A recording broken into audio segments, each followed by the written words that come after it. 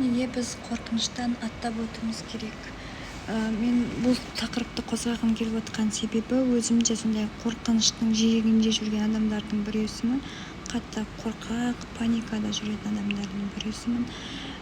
Мен оны қайдан білдім? Мен осы уақытқа дейін видео түсіруден ұялатынмын. Яғни видео түсірумен қатар жанында миыңда неше түрлі сұрақтар болады. Яғни басқалар көрсе мені сынап тастайды, мен дұрыс емес сөйлей алмай қаламын, мен андай нәтижеге жете алмай қаламын, мені ешкім тыңдамайды, лайк еш басылмайды деген сияқты қорқыныштар болады. Одан кейін барып уже бәрібір бола бастайды, лайк баса да баспаса да, тыңдаса да тыңдамаса да бәрібір деген сияқты. Сосын мен жақында жүзуге бардым, жүзу үйренуге. Бірақ білейін, мен суда жүзуім қиын болды, енді шын айтайын. Әлі үйренген жоқпын, бірақ енді 3 рет бардым ғой. Бірақ 3-шісінің өзінде де жақсы нәтижелер көрсетіп жатқан менің қасымдағы тәтелер болды. Олар жаңағы миларында қатты қорқыныш аз болғандықтан суда жақсы үйреніп кетті да, енді үйреніп жатыр да.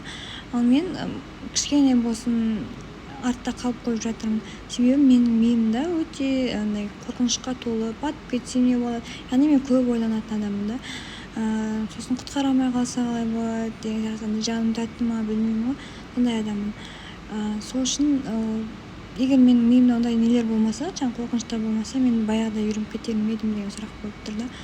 Сосын жаңағы видеоларымда да ойымдағаным соншалықты, если мен мүлдем ойламай не ойлаймын соның бәрін сала берсем, баяғыда мүмкін нормально подписчик жинап, нормально лайк жинап, жаңа уровеньдерға өтіп жатар едім, осындай социальный сеттерде деп ойлап тұрғаным сол.